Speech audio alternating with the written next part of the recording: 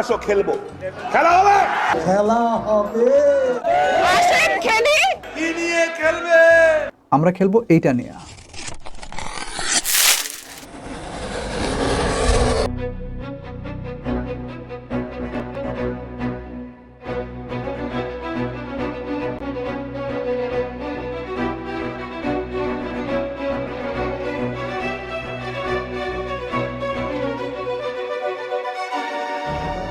একটা সময় ছিল যখন মানুষ আসলে ওয়াইফাই রাউটারের নামে কার্যত এক ধরনের ডাব্বা ব্যবহার করত। অর্থাৎ আমি সিঙ্গেল ব্যান্ড রাউটারগুলোর কথা বলতেছি। তারও বেশ অনেকদিন পরে ডুয়েল ব্যান্ড রাউটারের নামে আরো কিছু ডাব্বা আমাদের সামনে এসে হাজির হয়েছিল, যেগুলো আসলে মুখে অনেক বেশি স্পিডের কথা বললেও বিভিন্ন ধরনের কম্পিটিবিলিটি ইস্যু, দুর্বল হার্ডওয়্যার ইত্যাদির কারণে একই রূপের ভিন্ন জিনিস হিসাবেই বেশি দেখা গেছে। মাঝখান থেকে রেঞ্জটা নিয়ে ইউজাররা ছিল মহা বিপদে। তাই এখন পর্যন্ত অনেকে একটু ভালো রেঞ্জ পাওয়ার আশায়, একটু বাজেটের কথা চিন্তা করে এখন পর্যন্ত সেই ডাব্বা রাউটারগুলোর উপরে আস্থা রাখছে। তারপরে অনেকদিন পেরিয়ে গেছে, অনেক জল ঘোলা হয়েছে, ডে বাই ডে সবকিছুরই পরিবর্তন হয়েছে। প্রকৃতপক্ষে সিচুয়েশন এখন এমন জায়গায় চলে গেছে যে আমাদের কল্পনাতেও আসে না। দেখে আমরা ভাবি, আরে বাপরে, এগুলা কি, এগুলো কি এখন পাওয়া যায়? ভীষণ রকম চোখ ধাঁধানো, ইনফ্যাক্ট চোখ ঝলসানো, পিটুইটারি গ্ল্যান্ডকে মারাত্মক রকম এফেক্ট করা একটা কিডনি বেচা অ্যাস্থেটিক ডিভাইস, যার কাছে আসলে আমরা সবাই অসহায়। এনিমি এর স্পিডের কাছে অসহায়, আপনি এবং আমি এর দামের কাছে অসহায়। আর এরকম যদি একটা রাউটার আপনার কাছে থাকে তাহলে তো কনফিডেন্টলি বলাই যায় খেলা হবে। এটা আর ধরে রাখা যাচ্ছে না, আমি টেবিলের উপর রেখে দিচ্ছি। আপনার হয়তো বা মনে আছে যে এখন থেকে প্রায় 10 মাস আগে এইটারই সেম সিরিজের অর্থাৎ ROG সিরিজের সেম স্ট্যান্ডার্ডের অন্য আরেকটা মডেল আমি রিভিউ করছিলাম। ওটা ছিল প্রো ছাড়া অর্থাৎ অনলি 11,000, আর এটা হচ্ছে প্রো সহ 11,000 মানে 11,000 প্রো। সো দুইটার মধ্যে অবভিয়াসলি হার্ডওয়্যার স্পেক্স এবং গঠনগতভাবে বেশ কিছু পার্থক্য আছে। আমি আসছি সেদিকে। তার আগে একটু বলি, বাংলাদেশে ওয়াইফাই রাউটার যারা ডিস্ট্রিবিউশন করে তাদের মধ্যে অন্যতম হচ্ছে গ্লোবাল ব্র্যান্ড প্রাইভেট লিমিটেড। তারা আসুস সহ আরও বেশ কয়েকটা ব্র্যান্ডের রাউটার বাংলাদেশে কিন্তু ডিস্ট্রিবিউশন করে। সো গ্লোবাল ব্র্যান্ড প্রাইভেট লিমিটেডকে জানাচ্ছি থ্যাঙ্কস আমাদের কাছে এই মহামূল্যবান রাউটারটাকে পাঠানোর জন্য রিভিউ পারপাসে। এবং অনেস্টলি স্পিকিং, পারপাসটা কেবলমাত্র রিভিউ। এখানে আর্থিক, টাকা পয়সা বা কোনো ধরনের কোনো পার্সোনাল লেনদেন নাই। তবে রাউটার যারা পারচেস করতে চান, দাম পড়বে 54,500 টাকা।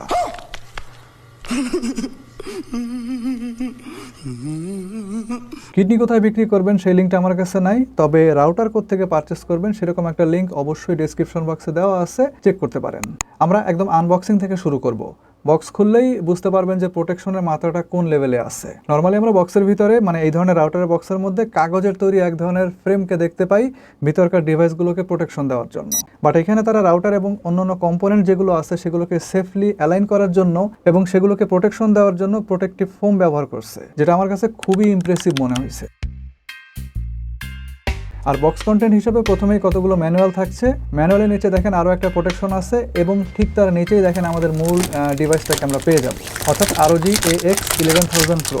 এটাকে আমরা যদি আপাতত সরিয়ে রাখি, নিচে দেখেন আরও একটা ছোট বক্সের মতো দেখা যাচ্ছে। এই বক্সটাকে ওপেন করলে মূলত রাউটারের সঙ্গে আরও যেসব মানে অ্যাক্সেসরিজ থাকে সেগুলোকে আমরা পেয়ে যাব। যেমন ধরেন যে 19 ভোল্টের একটা পাওয়ার ব্রিক, এবং এই পাওয়ার ব্রিকটাকে আপনি যেন যে কোনো সকেটে সংযুক্ত করতে পারেন তার জন্য দুই ধরনের পাওয়ার কর্ড থাকতেছে, একটা 2 পিনের আর একটা হচ্ছে 3 পিনের, আর একটা RJ45 এর প্যাচ কর্ডও কিন্তু এখানে দেওয়া আছে। ওভারঅল দেখতে ম্যাট ব্ল্যাক। এই রাউটারের বিল্ডিং ম্যাটেরিয়াল হচ্ছে মূলত প্লাস্টিক, তবে সেটা অফকোর্স অত্যন্ত হাই কোয়ালিটির, দেখেই বোঝা যাচ্ছে।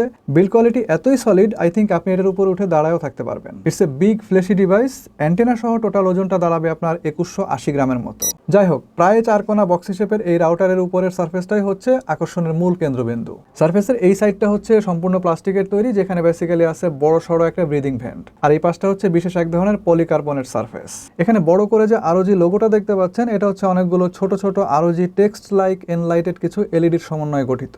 এই এনলাইটমেন্টের জায়গাটায় polycarbonate hydrocolloid dressing, light guide plate with metal coating, ROG ডিজাইনটাকে গঠন করার জন্য রিফ্লেকটিভ মাইলার, এগুলো নিয়ে সর্বমোট 4টা লেয়ার আছে। এই যে পুরো ডিজাইনটা এখানে দেখতে পাচ্ছেন, এটাকে এক্সক্লুসিভলি ম্যাট্রিক্স ডিসপ্লে বলা হয়। সুতরাং খরচ কোথায় হয়েছে, কেন এত দাম, নিশ্চয়ই বুঝতে পারছেন। আপনি এই লোগোটাকে RGB মানে রেড, গ্রিন, ব্লু, এটা ছাড়াও বিভিন্ন কালার রেঞ্জে, বিভিন্ন স্টাইলে, বিভিন্ন ভিজুয়াল ইফেক্টে কাস্টমাইজ করতে পারবেন।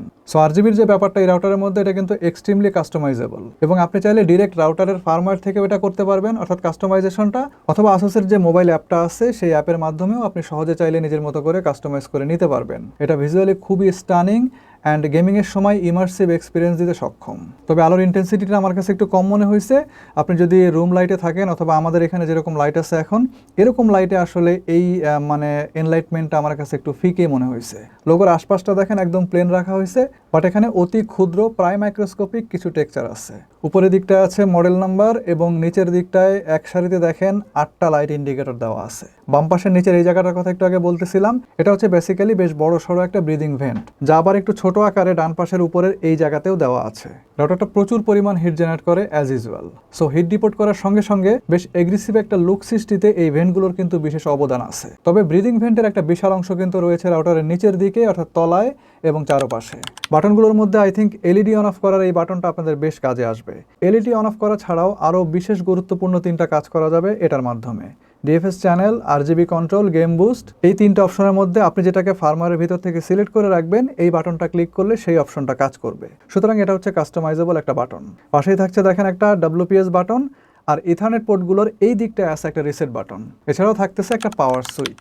ইথারনেট পোর্টের সংখ্যা এখানে সর্বমোট 6টা। এদের মধ্যে 2টা করে উপরে নিচে, এই 4টা হচ্ছে 1 Gbps এর ল্যান পোর্ট। পাশেই দেখেন 2.5 Gbps স্পিডের একটা 1 পোর্ট আছে। একটু দূরে আরও একটা 10 Gbps স্পিডের ডুয়েল মোড ল্যান 1 পোর্ট আছে। মানে এই পোর্টটাকে আপনি যদি চান তাহলে ল্যান অথবা 1 দুইভাবেই ইউজ করতে পারবেন। এটা লোড ব্যালেন্সিং এবং লিঙ্ক এগ্রিগেশন সাপোর্টেড একটা পোর্ট। আপনি যদি আইএসপির কাছ থেকে ম্যাসিভ একটা ব্যান্ডউইথ সাপোর্ট নিতে পারেন, তাহলে তার মাধ্যমে আপনি এই রাউটারের সাথে কানেক্টেড অন্য ডিভাইসগুলোতে আলট্রা ফাস্ট হাই স্পিড একটা ইন্টারনেট এনশিওর করতে পারবেন। এছাড়াও আপনি চাইলে আপনার গেমিং পিসিতে অতিমাত্রা হাই স্পিড ল্যান কানেকশনের জন্য এই পোর্টটাকে ইউজ করতে পারেন।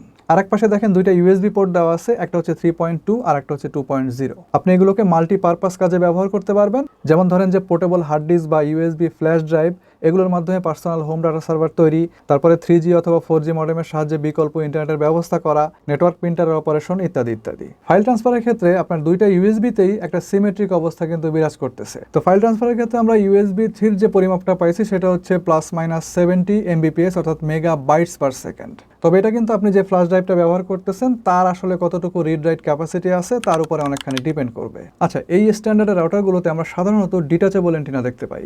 ইভেন এর আগের যে মডেলটা আছে অর্থাৎ ROG AX11000, সেখানেও কিন্তু এন্টিনাগুলো ডিটাচ করা যাইতো। এটার এন্টিনা কিন্তু ফিক্সড, তবে সংখ্যায় আগেরটার মতোই 8টা। যাই হোক, ব্যাপারটা যে খুব খারাপ হয়েছে এরকম না, প্যারা কমছে আর কি। কারণ দেখা যাচ্ছে এগুলো খোলা লাগানো এগুলো খুবই যন্ত্রণাদায়ক। তারপর খুলতে লাগাইতে গিয়ে যদি প্যাচ কাইটা ফেলেন না, তাহলে তো সর্বনাশ। তাই আমার হিসাবে এগুলো ফিক্স থাকাই ভালো। ফিক্স থাকলে কিন্তু কোনো সমস্যা নাই। আলটিমেটলি ওইটার এন্টিনাও আপনি যেদিক যেদিক ঘুরাইতে পারতেন, এইটার এন্টিনাও কিন্তু সেম।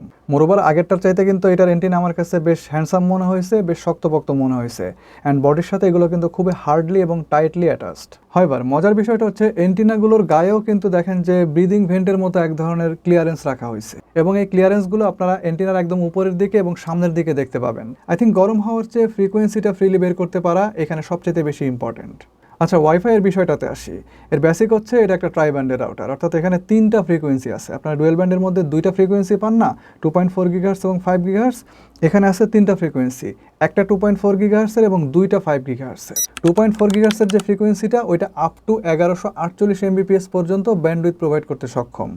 আর 2টা 5 GHz এর ফ্রিকোয়েন্সিতে একটাতে আছে 4804 Mbps করে। টোটাল ব্যান্ডউইথ কাউন্ট করলে দাঁড়াবে 10,756 Mbps। মানে লিটারেলি আপনি এতদিন যেসব ডিভাইস ব্যবহার করে ফালাই দিছেন, বর্তমানে যেগুলো ব্যবহার করতেছেন এবং অদূর ভবিষ্যতেও যেগুলো আপনি ব্যবহার করতে চাচ্ছেন, সবগুলো চাইলে আপনি এর ব্যান্ডউইথের মধ্যে ঢুকাই দিতে পারবেন। তারপরেও দেখবেন যে অলমোস্ট পুরো ব্যান্ডউইথটাই ফাঁকা পড়ে আছে। এটা আসলে এতটাই হিউজ। একটা ওয়াইফাই 6 রাউটারের মধ্যে যতগুলো ফিচার থাকে তার সবগুলোর সর্বোচ্চ সুবিধাটা আপনি এর মধ্যে পাবেন। লাইক ULDL মিমো সহ OFDMA অর্থাৎ orthogonal frequency division multiple access এবং 1024 QAM।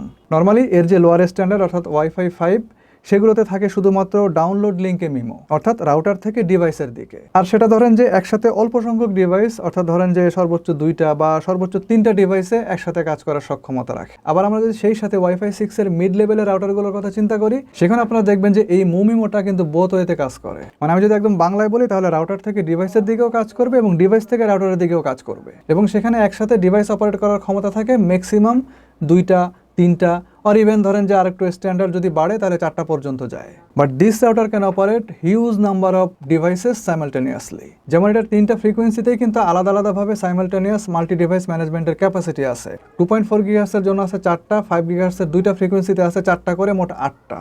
এছাড়া আমি যদি আরও কিছু বিশেষ বিশেষ সফটওয়্যার ফিচারের কথা বলতে চাই, তাহলে এখানে বলতে হবে প্রথমে যে 64টা ডিভাইসের জন্য একদম ফুল ফেস প্যারেন্টাল কন্ট্রোল আছে, যার মধ্যে দেখেন আপনারা content filter, individual age restriction, personal access সহ টাইম শিডিউল এই সব কিছুই কিন্তু ইনক্লুডেড। কোয়ালিটি অফ সার্ভিসটাও দেখেন যে একেবারে অল ইন অল। ইন্ডিভিজুয়াল ডিভাইসে ব্যান্ডউইথ কন্ট্রোল এবং অ্যাপ্লিকেশন প্রায়োরিটি, মানে ধরেন যে আপনি যে কাজকে প্রায়োরিটি দিতে যাচ্ছেন সেই কাজটাকে আপনি কোয়ালিটি অফ সার্ভিসের মাধ্যমে প্রায়োরিটি করতে পারবেন।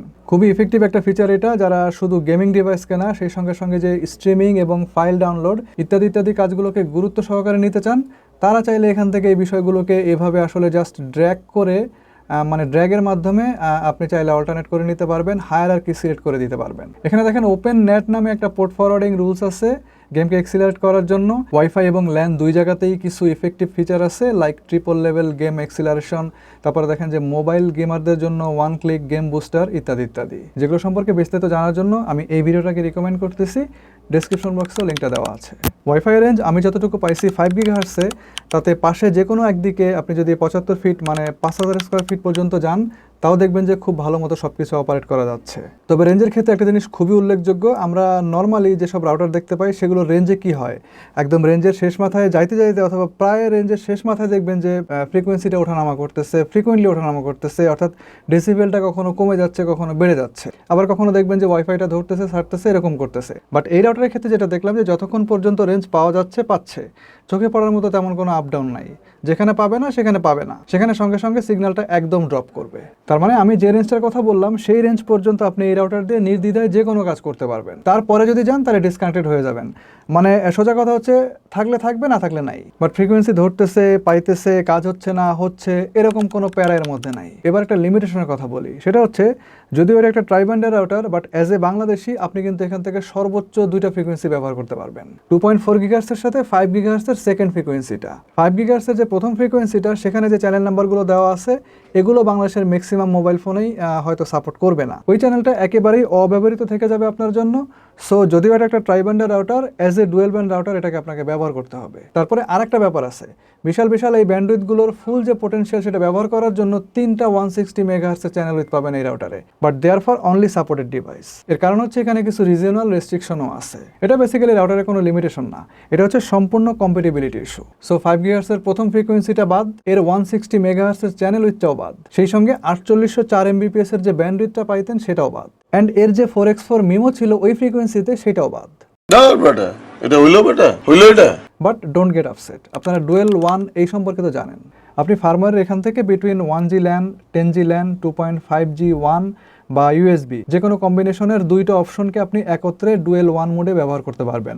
মানে সহজভাবে যদি বলি তাহলে ইন্টারনেট সংযোগকারী পোর্ট হিসেবে ইউজ করতে পারবেন। সুতরাং ডুয়েল 1 হচ্ছে এই রাউটারের one of the greatest feature, and আমার দেখা সবচেয়ে ফ্লেক্সিবল ডুয়েল 1 ফিচারটা কিন্তু এই রাউটারের মধ্যেই আছে। শুধু যে ডুয়েল 1 এর ক্ষেত্রে আপনি ফ্লেক্সিবিলিটি পাবেন এরকম না, আপনি যদি রেঞ্জকে এক্সটেন্ড করতে চান সেখানেও কিন্তু ফ্লেক্সিবিলিটি আছে।